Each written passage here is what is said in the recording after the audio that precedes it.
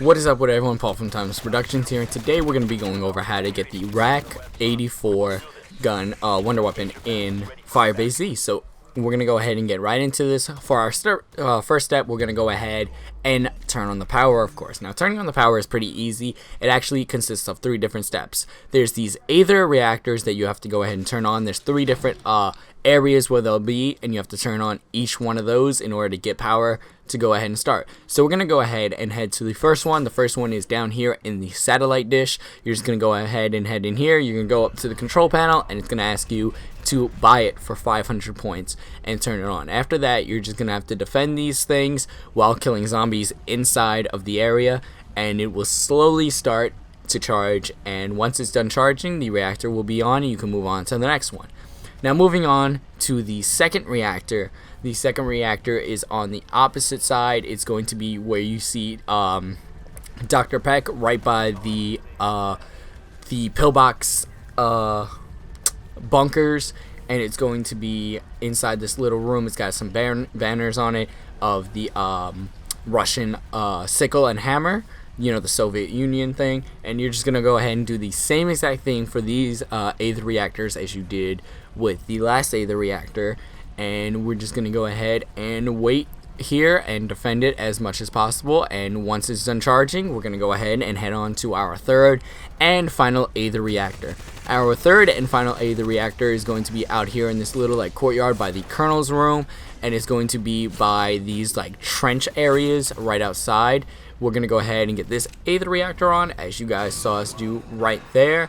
And now that we have power on, we can go ahead and head back to the village, and Pack-a-Punch will be activated for us, and we can go ahead and start on the next step for the RAIK-84.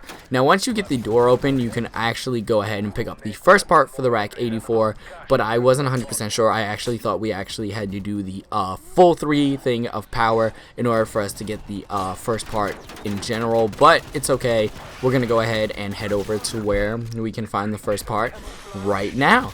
So the first part is in the same kind of vicinity of where we got the last Aether reactor put it on. It's right by the motor pool, and it's going to be back here inside of the weapon lab, right over here on the table where we build the RAIK-84, and we're just going to go ahead and pick up the RAIK-84's blueprint. And once we do that, we can go ahead and head over to the next one. The next one is going to be opposite side by the trenches, by the pill box type bunkers, as you guys can see right here. And you can come over here to this tank of Dmitry Kukale, or however you say his last name, and you're going to have this little nice cutscene where you're going to take his eyeball out, and once you pull out the eyeball, he's going to go ahead and jump up and try to kill you.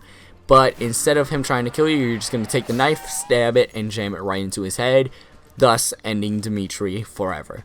Now we're going to go ahead and take this eye back to the weapons lab, and once we get inside the weapons lab, we're going to bring over here to this retina scanner, and we're going to go ahead and put it in and have it scanned. That is going to be our second part for the RAIK-84. This will allow us to get the key out of this shelf for the next step.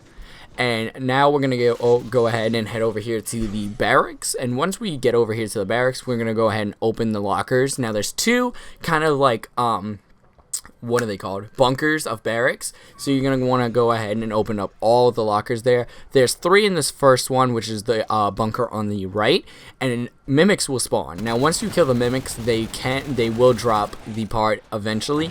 You can spawn 2 to 3 mimics for it, so it might not be the first mimic that you spawn, but it might be the second or third one. But luckily for us, the first mimic we spawned gave us the part, and he'll go ahead and drop it, and you're just going to go ahead and pick it up.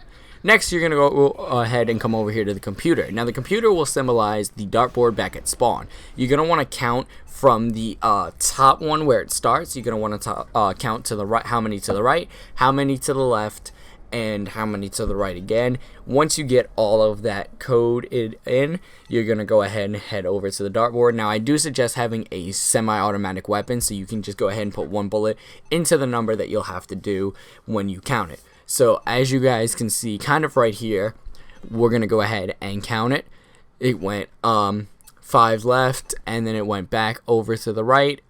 I think it was 9 times. No, it was like 10 times. So you're just going to want to go ahead and count it from where it starts ticking, and you're just going to count it when it stops. Wherever it stops for a second is where the first number is going to be. Wherever it stops the second time is where the second number is going to be, and wherever it stops the third time is going to be the third number. So then you're going to go ahead and head back to the dartboard right by Pack-a-Punch, and you're going to go ahead and count how many on this, how many numbers it is.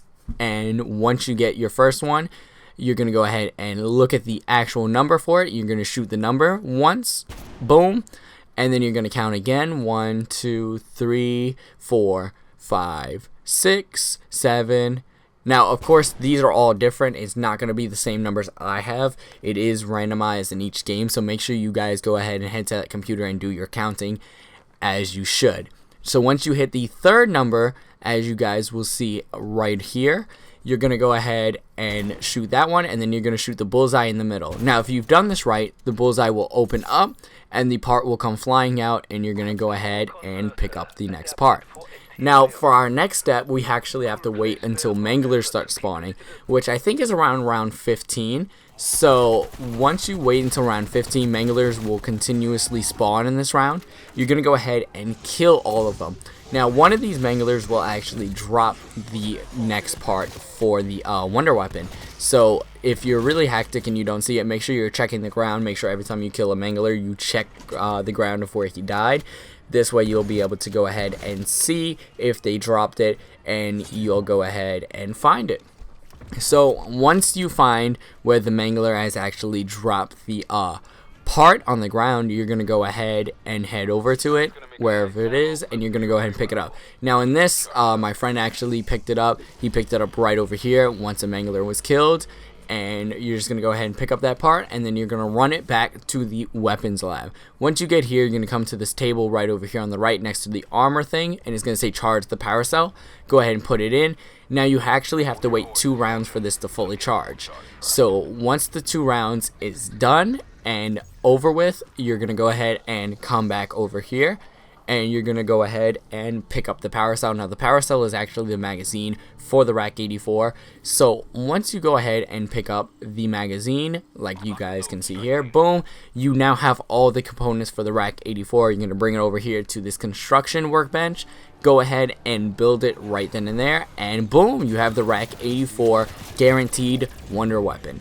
So anyways, we're going to go ahead and leave you guys with some gameplay of how to use it. There's actually 2 firing modes on it, which you guys will see me use both of them in this footage. And with that, thank you guys for watching. I hope this helped you guys of how to get the actual guaranteed RAIK-84. Now you can get it from the box, of course, but this is a guaranteed way of always having a RAIK-84 every time you're playing this map. So anyways, thank you guys for watching. Be sure to like, comment, subscribe for more content. We'll be having a lot more FIREBASE Z videos coming out very soon. And with that, we'll see you guys in the next video. And remember to be timeless.